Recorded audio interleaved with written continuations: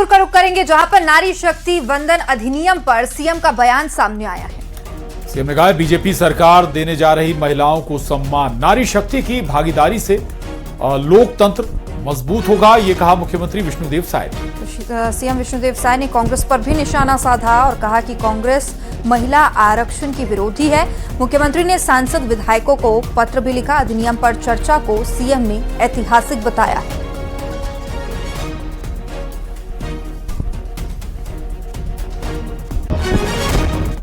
हाँ जी, हमने सभी सांसदों, विधायकों और भी संस्थाओं के वरिष्ठों को पत्र लिखा है और उनसे आग्रह किया है कि सब नारी शक्ति वंदन अधिनियम का मतलब समर्थन करें।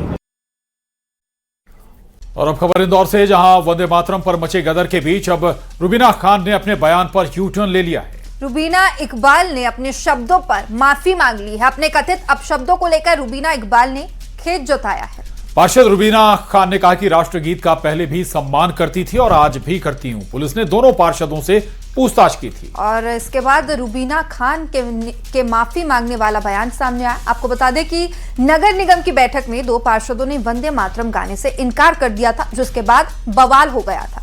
लेकिन अब माफी मांगने के बाद इस विवाद पर विराम लग सकता है।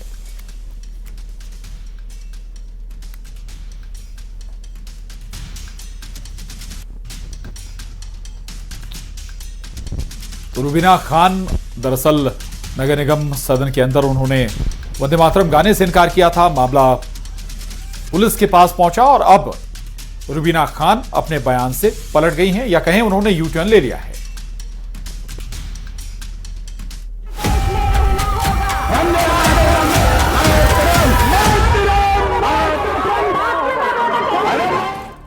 मध्य प्रदेश में वंदे मातरम पर शुरू हुआ घमासान अब खत्म हो जाएगा, क्योंकि वंदे मातरम गाने से इनकार करने वाली पार्षद रुबीना खान ने अपने बयान से यू टर्न ले लिया है। रुबीना इकबाल ने अपने बयान पर माफी मांगते हुए कथित अपशब्दों को लेकर दुख जताया और कहा कि राष्ट्रीय गीत और राष्ट्रगान का सम्मान करना हर भारतीय का कर्तव्य है। एक तो मैंने वो लोग जब उकसा रहे थे तो मैंने उनसे बोल दिया आपके बाप में दम हो। दूसरा मैंने कांग्रेस पार्टी को ये बोल दिया भाड़ में जाए। तो ये दोनों लफ्ज आपत्तिजनक है। जब इंसान का गुस्सा थोड़ा ठंडा होता है ना, जब उसको समझ में आता है कि भाई ये हमने गुस्से में गलत बोल दिया और गलत बोल दिया, तो उस पर खेद प्रकट करने में मुझे कोई आपत्ति नहीं है। इसलिए मैंने अपना खेद प्रकट करा कि मुझे नहीं बोलना चाहिए। मैंने ये बोला कि मैंने वहाँ पे कोई अनादर वंदे मातरम का नहीं किया, बल्कि मैं 15 साल से पार्षद हूँ। 15 साल में कम से कम 70-80 बार मैंने हर मीटिंग अटेंड करी है। वंदे मातरम विवाद को लेकर पुलिस ने सोमवार को पार्षद फौजिया शेख से पूछताछ की थी और अब रुबीना खान से भी पुलिस ने पूछताछ की। दरअसल इंदौर नगर निगम की बैठक में कांग्रेस की दो पार्षद फौजिया शेख और रुबीना इकबाल खान ने वंदे मातरम गाने से इनकार कर दिया था, जिससे लेकर भारी हंगामा भी सदन में हुआ था। देश में रहना होगा,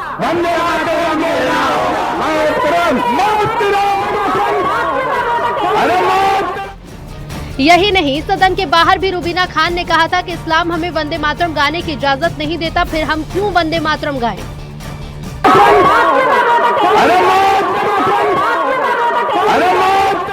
रुबीना इकबाल के बयान पर भारी बवाल हुआ था। बीजेपी ने सदन से लेकर सड़क तक प्रदर्शन किया था। कोर्ट में भी एक याचिका दायर की गई थी, जिसमें वंदे मातरम का अपमान करने पर एफआईआर दर्ज करने की मांग की गई थी। यही नहीं, इन सब के बीच सोमवार को रुबीना खान के पति इकबाल खान का पूजा करते वीडियो सामने आया, जिसे लेकर कई सवाल उठे थे। अब ऐसे में रुबीना इकबाल के अपने बयान पर माफी मांगने के बाद इस विवाद पर विराम लग जाएगा। इंदौर से मिथिलेश गुप्ता की रिपोर्ट, न्यूज़ 18।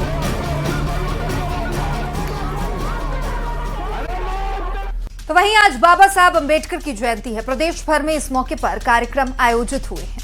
राजधानी भोपाल में कार्यक्रम का आयोजन किया गया, जिसमें सीएम डॉक्टर मोहन यादव भी पहुंचे। इस दौरान सीएम ने कहा कि बाबा साहब ने लोकतंत्र के लिए संविधान लिखकर आजादी को अमर बनाया था। उन्होंने समाज से विसंगतियों को दूर किया था। और उधर बाबा साहब की जयंती पर एक बार फिर से सम्मान और अपमान वाली सियासत देखने को मिली। बीजेपी का आरोप है कि कांग्रेस ने कभी भी बाबा साहब का सम्मान नहीं किया। और उधर कांग्रेस ने पलटवार करते हुए कहा कि बीजेपी उनके सम्मान का सिर्फ दिखावा करती है। फोटो लेकर घूमने से सम्मान नहीं होता। इसी प्रकार आज भी प्रतिमा स्थल पर आकर पुष्पांजलि अर्पित नहीं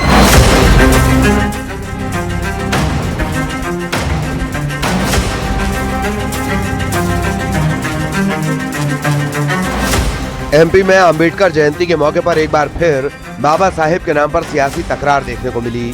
दरअसल अंबेडकर जयंती के मौके पर राजधानी भोपाल में सीएम डॉक्टर मोहन यादव ने उन्हें नमन कर याद किया। सीएम ने कहा कि बाबा साहब ने लोकतंत्र के लिए संविधान लिखकर आजादी को अमर बना दिया। यही नहीं, उन्होंने समाज से विसंगति को दूर किया। उनके सारे कदमों को आगे बढ़ाने का काम बीजेपी कर रही है। अंबेडकर जी के जीवन के जो 5 महत्वपूर्ण पड़ाव है, पांचों पड़ाव को 5 तीर्थ के रूप में स्थापित करने का भी काम किसी ने किया है तो हमारी पार्टी भारतीय जनता पार्टी के माध्यम से हुआ है। चाहे वो अंबेडकर जी का जन्म स्थान हो या उनकी दीक्षा स्थल हो, उनकी शिक्षा स्थल हो या वो किसी भी स्थान पर, हमारे लिए सौभाग्य की बात है अंबेडकर जी के माध्यम से जीवन भर हम सब उनके किए गए काम को सदैव स्मरण करेंगे। अंबेडकर जयंती पर कैबिनेट मंत्री विश्वास सारंग ने कांग्रेस पर बड़ा हमला बोला। उन्होंने कहा कि कांग्रेस और नेहरू परिवार ने हमेशा बाबा साहेब का अपमान किया है। कांग्रेस ने बाबा साहेब को चुनाव नहीं जीतने दिया, जबकि बीजेपी ने हमेशा बाबा साहेब को सम्मान देने का काम किया है। वहीं बीजेपी के आरोपों पर पलटवार करते हुए पूर्व मंत्री पीसी शर्मा ने कहा कि बाबा साहेब अम्बेडकर नेहरू जी की कैबिनेट में रहे। हिंदू महासभा और आरएसएस ने बाबा साहेब को चुनाव हरवाया था। बाबा साहब अम्बेडकर का अपमान जवाहरलाल नेहरू जी ने किया। उन्होंने ता जिंदगी अम्बेडकर साहब का अपमान किया, उनको चुनाव हराने की कोशिश की, उन्हें हर समय लोकसभा में जाने से रोकने का काम किया। जवाहरलाल नेहरू जी ने और नेहरू परिवार ने हर समय बाबा साहब अम्बेडकर का अपमान किया और ये इतिहास के पन्नों में दर्ज है। नेहरू जी के कैबिनेट में रहे बाबा साहब अम्बेडकर, लेकिन इनकी जो पार्टी थी आरएसएस उस समय थी और हिंदू महासभा, इनने 15 अगस्त 1947 को झंडे नहीं फहराए। आरएसएस के नागपुर उसमें सालों साल तक झंडा नहीं फहराया और बाबा साहब अम्बेडकर को चुनाव में हराने के लिए पूरी हिंदू महासभा आरएसएस में लगी थी। इधर एमपी कांग्रेस अध्यक्ष जीतू पटवारी ने भी बीजेपी पर हमला बोला। पटवारी ने कहा कि बीजेपी बाबा साहेब के सम्मान का सिर्फ दिखावा करती है, फोटो लेकर घूमने से सम्मान नहीं होता। रुपए लगाकर अगर भारतीय जनता पार्टी ने रोका, इसका मतलब उन्होंने संविधान को चुनौती दी। तो अगर संविधान को आप चुनौती देते हो और फिर बाबा साहब की फोटो लगाते हो तो बाबा साहब की फोटो के साथ दिखावा करते हो। राहुल गांधी जिस उद्देश्य को लेकर पूरी देश में घूम रहे हैं, पूरी दुनिया में संदेश दे रहे हैं, बाबा साहब के अधिकारों का अगर भावी जननायक कोई हुआ तो वो राहुल गांधी हुए। ये कोई पहली बार नहीं है जब बाबा साहेब के नाम पर एमपी में सियासी माहौल गरमाया हो। सम्मान बनाम अपमान की लड़ाई सालों पुरानी है। Bureau report, news 18।